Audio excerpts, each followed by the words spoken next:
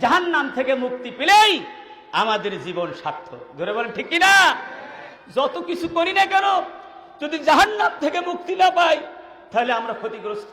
আল্লাহ রাব্বুল আলামিন অন্য জায়গায় বলেছেন, দৃঢ়তার সাথে ফামান যুহজিহা আনিন নার উদখিলাল জান্নাহ ফাকাদ ফাত ওয়ামাল হায়াতুদ দুনিয়া ইল্লা মাতাউল গুরুর। আল্লাহ পাক বলেন, যারা জাহান্নাম থেকে মুক্তি লাভ করলো আর জান্নাতে প্রবেশ অধিকার লাভ করলো, তারা ফাকাদ ফাত, তারা সাফল্যমণ্ডিত হয়েছে। জোরে বলে আল্লাহু আকবার।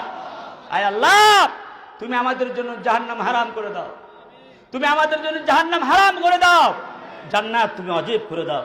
রাসূল এই দোয়া শিক্ষা দিয়েছেন, জাহান্নাম থেকে আমাদেরকে পানাহ চাইতে হবে। আল্লাহুম্মা ইন্নী আউযু বিকা মিন আযাবিল কবরে ওয়া মিন আযাবি জাহান্নাম ওয়া মিন ফিতনাতিল মাহইয়া ওয়াল মামাত ওয়া মিন ফিতনাতিল মাসিহিদ দাজ্জাল। এভাবে করে আল্লাহর দরবারে আমাদেরকে পানাহ চাইতে হবে। এরপরে আল্লাহ পাক বলছেন আস-সাবিরিন, চতুর্থ গুণ হলো মুত্তাকিনদের দ্বারা ধৈর্যশীল। ধৈর্য হলো তিন প্রকার। ধৈর্য কয় প্রকার? তিন প্রকার। আস-সাবরু আলাল তাআত, আস-সাবরু আলা তারকিল মাসিয়াত, আস-সাবরু আলাল বালাই ওয়াল মাসায়েব। তিন প্রকার ধৈর্য। এক প্রকার ধৈর্য হলো আল্লাহ পাক ইবাদত পালনের ক্ষেত্রে ধৈর্য। সুবহানাল্লাহ।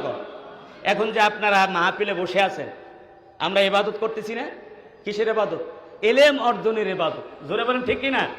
আমরা ইলম শিক্ষা করছি। আমরা ফজরের সময় সালাত আদায় করতে উযু কালাম বানায়া শীতের রাত্রে মসজিদে যাওয়া সহজ না কষ্ট?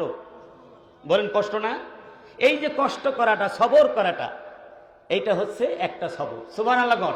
আল্লাহ পাকের সব ইবাদত, ওয়াজিবাত, মুন্দুবাত, ফরায়েজ, সব ইবাদত করার ক্ষেত্রে কষ্ট আছে না নাই? এইটা একটা সবর। এই সবর যারা করবে তাদেরকে আল্লাহ মুত্তাকি বলছেন। দ্বিতীয় নাম্বার সবর হলো আলা তারকিল মাসিয়াত, সবর আলা তারকিল মাসিয়াত, গুনাহ ছেড়ে দেওয়ার ব্যাপারে সবর। কেউ বিড়ি খায়, ধূমপান করা কি বলেন ফরজ না ওয়াজিব? কথা বলেন, কথা বলবেন না? কিছু একটা বলবেন তো। ফরজ না ওয়াজিব? হারাম। আত-তাদখিন হারাম। ধূমপান করা কি হারাম, বুঝলেন? তবে চট্টগ্রামে অনেকে বিশেষ বিশেষ লোকেরাও খায়, আমি অনেকের নামও জানি। যাই হোক, এটা খাবেন না যতই তাবিল করেন। আমি ব্যক্তিগতভাবে মনে করি পানের সাথে যে হাদা খায়, জর্দা খায়, এর থেকেও খারাপ হলো কি বিড়ি খাওয়া। এই হাদা খাওয়া, বিড়ি খাওয়া সবগুলি একরকম, ঠিক কিনা? অনেকে সাদা খাওয়া জায়েজ মনে করে, জর্দা খাওয়া জায়েজ মনে করে, কিন্তু বিড়ি খাওয়া হারাম মনে করে। আরে বাবাজি, জ্বালানির চাইতে পানি দিয়ে খাইলে আরো গন্ধ বেশি হয় কিনা? হারাম কেন? এটা গন্ধ হওয়ার কারণ না? তাহলে হাদা যদি ধুয়ে খায় তাহলে গন্ধ বেশি হয় কিনা? কথা বলে না। সুতরাং হাদাও খাবেন না, জর্দাও খাবেন না। পান সুপারি খেতে পারেন, কিন্তু বিড়িও খাবেন না। খাবেন? কারা কারা খাবেন না দেখি একটু। মধ্যে মুজাহিদ কারা আছেন? মাশাআল্লাহ। আল্লাহ পাক সবাই কবুল করুন, সকল আল্লাহুম্মা আমিন। তাদখিন এটা মামনু, এটা খাবেন না। তারপরে মদ খাওয়া, মদ খাওয়া, চুরি করা, ডাকাতি করা, সন্তানি করা, হাইজ্যাক করা, সুদ খাওয়া, ঘুষ খাওয়া, এগুলি কি হারাম কিনা? এগুলার যারা অভ্যস্ত হয়ে গেছে, এগুলি ছেড়ে দেওয়া সহজ না কঠিন? একটু কঠিন। যখন অভ্যাস হয়ে গেছে সেইটা ছেড়ে দেওয়া একটু কঠিন না? কিন্তু যারা মর্দে মুজাহিদ, যারা সাহসী, তাদের জন্য সৎ একজন মুমিন হবে সাহসী, হিম্মাতওয়ালা। তিনি সাহস করে সিদ্ধান্ত গ্রহণ করবে, জীবনে আর মদ খাবো না, জীবনে আর ধূমপান করব না, জীবনে সুদ খাবো না, ঘুষ খাবো না। জোরে বলেন ঠিক কিনা? আর নামাজ ছেড়ে দেব না। তাহলে এইটা সবর। এইটা কি সবর? আর তৃতীয় নাম্বার সবর হলো বিপদ আপদ, মুসিবত, রোগ শোক যত আছে, নিজের সন্তানের বউ পোলা, ব্যবসায় ক্ষতিগ্রস্ত হওয়া, এইসব বিপদ আপদে মুসিবতে ধৈর্য ধারণ করতে হবে। কার উপরে? মুমিন কখনো হতাশ হয় না। যখন তার উপর মুসিবত আসবে, ইদা আসাবাতহুম মুসিবা ক্বালু ইন্না লিল্লাহি ওয়া ইন্না ইলাইহি রাজিউন। যখন বিপদ মুসিবত আসবে তখন সে কি বলবে? ইন্না লিল্লাহি ওয়া ইন্না ইলাইহি রাজিউন। আজাবান লি আমরিল মুমিন ইন্না আমরাল মুমিনি কুল্লাহু খায়রুন। হাদিস শরীফে এসেছে, মুমিনদের বিষয়গুলি হলে খুব আশ্চর্যজনক। কি? তার জীবনের সব কর্মগুলি ভালো। যদি কোনো কষ্টের কথা, বিপদ আপদের কথা তার সামনে আসে, তখন সে সবর করে, এটা যেমন তার জন্য ভালো। আবার যখন আনন্দের বিষয়গুলি আসে তখন সে শুকর আদায় করে, এটাও তার জন্য ভালো। জোরে বলেন আল্লাহু আকবার। মুমিনদের জন্য সবই কি ভালো, একটু করে সিদ্ধান্ত নিতে হবে। আমার ভাইরা, এই হলো সবর। ইন্নাল্লাহা মা'আস সাবিরিন, ধৈর্যশীলদের সাথে কি আছে? নবীরা সবর করেছেন, সাহাবে কেরাম সবর করেছেন, এমন সবর করেছেন হযরত আইয়ুব আলাইহিস সালামের ঘটনা শুনে আমরা চোখের পানি ফালাই। 18 বছর পর্যন্ত তিনি রোগাক্রান্ত ছিলেন, ঠিক কি না? তার পরিবারের লোকেরা, বংশের লোকেরা, এলাকার লোকেরা তাকে আউট করে জঙ্গলে পাঠিয়ে দিয়েছে, কিন্তু আল্লাহকে ভুলে যায় নাই, আল্লাহও তাকে ভুলে দেয়। বলেন আল্লাহু আকবার। আমার বন্ধুগণ, নবীরা কষ্ট করেছে, আমার নবী, আপনার নবী কত বড় নবী, তিনি 3টা পাথর বেঁধেছেন। তিনি খাদ্যের অভাব ছিল। তিনি যদি, তার কাছে তো ওই সময় পাহাড় এসে স্বর্ণে পরিণত হয়ে বলছে আমাদেরকে নেন। নবীজি বলছে না, আমি স্বর্ণকার হওয়ার জন্য, স্বর্ণের মালিক হওয়ার জন্য দুনিয়া আসি নাই। নবীজি তিনি ভাবলেন আমার এমন উম্মত আসবে যে উম্মত দিন আনে দিন খায়, হয়তো এমন হতে পারে 2 দিন 3 দিন তার না খাইয়াও থাকা লাগতে পারে। এই ক্ষুধার তীব্র যন্ত্রণা কেমনে করে সহ্য করতে হয় সেটা নবীর থেকেই তারা শিখবে। জোরে বলে আল্লাহু আকবার। এই জন্য আমার নবী ধনী গরিব, শিক্ষিত অশিক্ষিত, নারী পুরুষ, যুবক শিশু, সকল শ্রেণী মানুষের জন্য তিনি হচ্ছেন আদর্শ। জোরে বলে আল্লাহু আকবার। আমার ভাইরা, এরপরে বলছেন সাদিকিন, সত্যবাদী যারা তারা মুত্তাকি।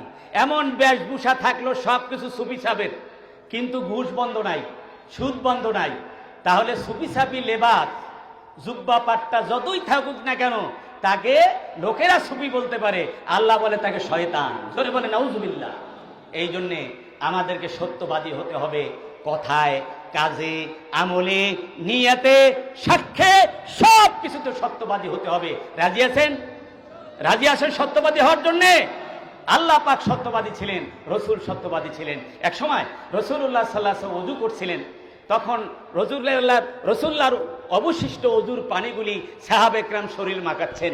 হুজুর বললেন মা ইয়াহমিলুকুম আলা হাযা, তোমাদেরকে কোন জিনিস উদ্বুদ্ধ করলো তোমরা যে নবীর এই ওযুর অবশিষ্ট পানি মাখাচ্ছ? তারা বললেন হুব্বুল্লাহ হুব্বু রাসূলি, আল্লাহ রসুলের মহব্বতের কারণেই আমরা মাখাচ্ছি। নবীজি বলছেন তাই যদি হয়, এর মধ্যেই আল্লাহ রসুলের মহব্বত সীমাবদ্ধ নয়। তাহলে তোমরা যখন কথা বলবে সত্য কথা বলবা, আর আমানত রাখলে আমানতের সুরক্ষা করবে, আর প্রতিবেশীদের প্রতি ইহসান করবে, তাহলেই তোমরা আল্লাহ রসুলের মহব্বত পাবে এবং তোমরা আল্লাহ রসুলকে ভালোবাসতে পারবে। আমরা ভাইরা, এরপরে বলা হচ্ছে 6 নম্বর কানিতিন, যারা আনুগত্যশীল, বিনয়ী, যারা সালাতে দাঁড়ায় বিনয়ের সাথে, যারা আনুগত্য করে, সেই সমস্ত বিনয়ীদেরকে আল্লাহ রাব্বুল আলামিন মুত্তাকিন বলেছেন। এরপরে বলছেন মুনফিকিন, যারা খরচ করে। মুনফিকিন শব্দের অর্থ হলো অর্থ খরচ করা। কার জন্য? নিজের জন্য, পরিবারের জন্য, আত্মীয় স্বজনের জন্য, এমনকি সমাজের অসহায় দুস্থ মানুষের জন্য, দিন প্রতিষ্ঠার, জিহাদের জন্য, আন্দোলনের জন্য, এইভাবে করে যারা খরচ করে তাদেরকে আল্লাহ পাক মুত্তাকি বলেছেন। জোরে বলে আল্লাহু আকবার। অনেকে আছে নিজেও খায় না, পরিবারকেও খাওয়ায় না, অথচ হাদিস শরীফে আসছে শ্রেষ্ঠ দান হলো নিজে যেটা খায় পরিবারকে খাওয়ায়। সুবহানাল্লাহ। অনেকে শুধু টাকা জমা রাখে, মাল আওয়াদ জামা, মাল আওয়াদ দাদা, আর গনে যে কত কোটি বিলিয়ন ট্রিলিয়ন ডলার হয়েছে। জোরে বলেন ঠিক কিনা? এই মাল নিয়ে কি কবরে যাইতে পারবা? ফেরেশতাকে কি ঘুষ দিয়া তোমার আযাব বন্ধ করতে পারবা? যাকাত দিলে না, সমাজের হক আদায় করলে না, আল্লাহর দিন প্রতিষ্ঠার জন্য কোনো কাজই তুমি করলে না। সুতরাং তোমার সেই যে প্রিয় আমল, প্রিয় মালগুলি আল্লাহর রাস্তায় খরচ করতে হবে। এই ইনফাক ফি সাবিলিল্লাহর কথা কোরআনে অনেক আছে। এবারে আমি সংক্ষেপে বলবো যে শ্রেষ্ঠ দান কি। শ্রেষ্ঠ দান হলো 1 নাম্বার হলো বিনাউল মাসাজিদ, মসজিদ বানানো। এইটা হলো সবচাইতে ইনফাক ফি সাবিলিল্লাহর শ্রেষ্ঠ তরিকা। সুবহানাল্লাহ। আল্লাহ রাস্তায় যত খরচ করার জায়গা আছে, এর মধ্যে 1 নাম্বার হলো কি মসজিদ বানানো। যত নবীরা আসছে প্রথম কি বানাইছে? নিজের ঘর না আল্লাহর ঘর? বলেন না, কার ঘর? আল্লাহর ঘর বানাইছে না? এই জন্য মসজিদ বানাবেন, মসজিদে দান করবেন। যেই সমস্ত অবহেলিত এলাকায় যেখানে মসজিদ বানাতে পারে না, সেই সব গরিব এলাকায়, শ্রমিকদের এলাকায় মসজিদ ইবাদতখানা বানিয়ে দিবেন আপনারা। এখানে ইমানদার ব্যক্তিদের কথাই বলা হয়েছে, মসজিদের আবাদকারী। কোরআন শরীফের সূরা তওবার ভিতরে আমার ভাইরা, এই জন্য মসজিদ বানাবেন, মসজিদে দান করবেন। আল্লাহ রসুল বলেছেন, মান বানা লিল্লাহি মসজিদান বানাল্লাহু লাহু মিসলাহু বাইতান ফিল জান্নাহ। যে ব্যক্তি মসজিদ বানায় আল্লাহর জন্য, তার জন্য আল্লাহ পাক জান্নাতে একখান ঘর বানান। বলেন আলহামদুলিল্লাহ। জান্নাতে আমরা ঘর চাই কিনা? জান্নাতে আমরা ঘর চাই। কারা কারা চাই একটু দেখি? সবাই। এখন বলে, হুজুর আমার তো এত টাকা পয়সা নাই, আমি ট্যাক্সি চালাই, আমি রিক্সা চালাই, আমি ঠেলাওয়ালা মানুষ, আমি কি এত টাকা দেখতে পারবো?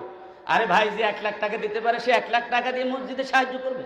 আপনি 10 টাকা দিতে পারলে 10 টাকা দিয়ে সাহায্য করে। আল্লাহ তো কথা বলেন নাই যে 10 টাকা দিলে তার জন্য জান্নাতে ঘর বানাবো না? আপনি কি জানেন না একজন ইন্টার ক্লাস জান্নাতীকে আল্লাহ পাক 60টি দুনিয়া পরিমাণ জায়গা দিবেন, সেখানে কি ঘর বাড়ি থাকবে না? কথা বলে না, থাকবে কি না? সুতরাং মসজিদে একখান ইট লাগাইলো, তার জন্য জান্নাতে একটি ঘর হবে। জোরে বলে আল্লাহু আকবার। সুতরাং 2 নাম্বার হচ্ছে বিনাউল মাদারিসিল ইসলামিয়া, মাদ্রাসা প্রতিষ্ঠা করা। পুরুষ মাদ্রাসা, বালিকা মাদ্রাসা। এই মাদ্রাসার যারা মুদাররিস আছে, ছাত্র আছে, তাদেরকে সাহায্য করা, তাদের বেতন আদি দেওয়ার ব্যবস্থা করা, এবং যারা দায়ী আছে, যারা আল্লাহর রাস্তায় দাওয়াত দেয়, সে দায়ীদেরকে সহায়তা করা, খানা পিনার ব্যবস্থা করা। সেই দায়ীরা যদি আল্লাহর রাস্তায় দাওয়াত দিতে যায়, তাদের পরিবার সংরক্ষণ করা, পরিবারকে সাহায্য করা, এটাও শ্রেষ্ঠ দানের মধ্যে অন্যতম। জোরে বলেন আল্লাহু আকবার। আমার ভাইরা, এইসব দানগুলি আমরা করার জন্য চেষ্টা করব। কোরআনের ভিতরে অনেক কথাই রয়েছে, হাদিসের ভিতরে।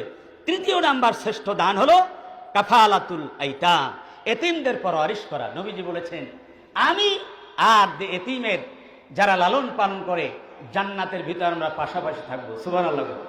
সহিহ হাদিসে বর্ণনা, যারা এতিমকে লালন পালন করে, নিজের এতিম হোক, আত্মীয় স্বজনের এতিম হোক, অথবা অপরিচিত যে কোনো এতিম হোক না কেন, এতিমের সাহায্য করার জন্য আপনারা চেষ্টা করবেন। যে যেখানে পারেন, যতটুকু পারেন, এই এতিমদেরকে সাহায্য করবেন। সমাজে অনেক এতিম আছে না নাই? এই জন্য খুঁজে খুঁজে তাদেরকে, আমাদেরকে এই কাজটি করতে হবে। এরপরে হচ্ছে শ্রেষ্ঠ দান আল জিহাদ ফি সাবিলিল্লাহ। যায়েদ ইবনে খালিদ আল জুহানী রাদিয়াল্লাহু তাআলা বলেন, রাসূলুল্লাহ সাল্লাল্লাহু আলাইহি ওয়াসাল্লাম ইরশাদ করেছেন, মান জাহাজা গাজিয়ান ফি সাবিলিল্লাহ ফাকাদ গাজা। আপনি জিহাদে শরীক হতে পারছেন না, আপনি ইসলামী আন্দোলন আপনি সবসময় করতে পারছেন না, কিন্তু এক ভাই পারেন, কিন্তু তার টাকা পয়সা নাই, পরিবার চালানোর মতো ক্ষমতা নাই, তাকে যদি আপনি সাহায্য করেন, তাহলে তিনি স্বাচ্ছন্দ্যে একটু পরিবারকে লালন পালন করার ব্যবস্থা যদি হয়ে যায়, তাহলে তিনের জন্য সময় একটু বেশি দিতে পারেন। ওই ব্যক্তিকে যদি আপনি সাহায্য করেন, সহায়তা করেন, এটা একটি শ্রেষ্ঠ দান। জোরে বলেন আল্লাহু আকবার। ইনফাক ফি সাবিলিল্লাহ। এরপরে 5 নাম্বার হলো সুকিয়াল মা, পানির ব্যবস্থা করা। পানির, যেখানে শহরে গ্রামগঞ্জে তো অনেক পানি আছে, পুকুরের ব্যবস্থা আছে, শহরে অনেক জায়গায় পানি নাই। এই স্বচ্ছ পানির ব্যবস্থা যদি আপনি করতে পারেন, যেখানে টিউবওয়েলের প্রয়োজন সেইখানে যদি টিউবওয়েল বসাইয়া মানুষের পানির ব্যবস্থা করতে পারেন, এর দ্বারা আল্লাহ পাক জান্নাতে পানির ব্যবস্থা করবেন, হাউজে কাউসারের পানির ব্যবস্থা করবেন। বলেন আলহামদুলিল্লাহ। ওই যে আমরা জানি একটা বুখারী মুসলিম শরীফের সহিহ হাদিস, যে একজন মানে ব্যভিচারিণী, জেনাকারিনী মহিলা একটা কুকুরকে পানি পান করায় জান্নাতে চলে গিয়েছে। সুবহানাল্লাহ। তাহলে দান করলে আল্লাহ পাক বিপদ দূর করেন, গুনাহ মাফ করে দেন, জান্নাত অজিব করে দেন। জোরে বলে আল্লাহু আকবার। এরপরে আল আওকাফুল ইসলামিয়া, ওয়াকফ করা। আপনি দুনিয়ার থেকে চলে যাবেন, আপনার পুষ্যদের জন্য টাকা পয়সা অর্জন করলেন, কিন্তু আপনার পুষ্যদের উপরে আপনি কিনা মানে আত্মবিশ্বাস নাই যে তারা আপনার সম্পদ সঠিক রাস্তায় ব্যবহার করবে। এই জন্য আপনি সদকায়ে জারিয়ার জন্য কিছু ওয়াকফ যদি করে যেতে পারেন। এরপরে রোজাদারকে ইফতার করানো, তারপরে ইগাসাতুল মুখতালাফাতুল মাকরুনাতু বিদাওয়াতি ইলাল্লাহ, দাওয়াত ফি সাবিলিল্লাহর যে কোনো কার্যক্রমের সাথে মানে যারা সংশ্লিষ্ট তাদেরকে সাহায্য করা, এটা একটি শ্রেষ্ঠ দানের অন্যতম। এরপরে নশর তাওজিউল কুতুবুল ইসলামিয়া লিল উলামায়ে মারুফিন বিসালামাতিল আকিদ বিলুগাতিল মুখতালাফা, মানুষের সহি আকীদা, ইসলাম, ইমান, আমলের দাওয়াত পেশ করার জন্য যারা সহি সহি বই কিতাব লেখে, সেই বই কিতাব যারা লেখে তাদের অনেকের ছাপানোর কিনাই টাকা পয়সা নাই, ক্ষমতা নাই, সামর্থ্য নাই। সেই সব লোকদেরকে আপনি যদি বই ছাপাইয়া দেন, তাহলেও কি হবে? এরা শ্রেষ্ঠ দান অন্যতম। সর্বশেষ যেটা বলবো সেটা হলো বিনাউল মারাকিদ সিহালি ইলাজিল ফুকারাল মাসাকিন, আর গরিব মিসকিনদের সাহায্যে বিনা পয়সায় যদি তাদের চিকিৎসার ব্যবস্থা করা যায় তাহলে সেই চিকিৎসা ব্যবস্থা করা। এই যে দান করার কথা বললেন, সর্বশেষ যেটি সেটা হলো যে ওয়াল মুস্তাগফিরিনা বিল আসহার। আল্লাহ পাক বলছেন যে মুত্তাকিনদের 8টি গুণের সর্বশেষ গুণ হলো যারা ভোর রাত্রে উঠে, শেষ রাত্রে উঠে যারা আল্লাহর দরবারে চোখের পানি ফেলে তাহাজ্জুদের মুসাল্লায় বসে সেজদায় পড়ে পড়ে যারা কান্দে, গুনাহ মাফ চায়, তারা হলো মুত্তাকি। ধরে বলে আল্লাহু আকবার। প্রতিদিন আল্লাহ পাক শেষ রাত্রে প্রথম আসমানে এসে বান্দাকে খোঁজে, দুনিয়ার সমস্ত পুলিশ, আর্মি, বিরিয়ার, চোর, ডাকাত, সন্ত্রাসীদের খোঁজে। ধরে বলেন ঠিক কিনা? আর আল্লাহ রাব্বুল আলামিন গুনাহগারদেরকে খোঁজেন মাফ করার জন্য। বলেন আলহামদুলিল্লাহ। এমন আল্লাহর জন্য আমরা কেন কানবো না? ভোর রাত উঠে আল্লাহ পাক বলেন, ও বান্দারা, কে কি চাইবা আমার কাছে, কি ব্যাপারে দোয়া করতে চাও, আমি দোয়া কবুল করব। যা চাও তাই তোমাদেরকে আমি দিব, যার যা লাগে। সুতরাং ভোর রাত্রে কেউ উঠতে আপনারা বখিলি করবেন না। এখন উত্তম সময়, এইটা হলো শীতের মৌসুম। শীতের মৌসুম হলো মানে রবিউল মোমেন। রবিউল মোমেন মুমিনদের জন্য শীতকাল হলো ইবাদতের জন্য বসন্তকাল। এই সময় রাতটা বড়, দিনটা ছোট। দিনে নফল রোজা রাখা যায়, রাতে বেশি বেশি কি করা যায়? ইবাদত করা যায়। আল্লাহ সুবহানাহু ওয়া তাআলা এই সব কথাগুলি আমাদেরকে মনে রেখে আমল করার তৌফিক দান করুন। সকল আল্লাহুম্মা আমিন। ওয়া আখিরু দাওয়ানা আলহামদুলিল্লাহি রাব্বিল আলামিন। আসসালামু আলাইকুম ওয়া রাহমাতুল্লাহি তাআলা।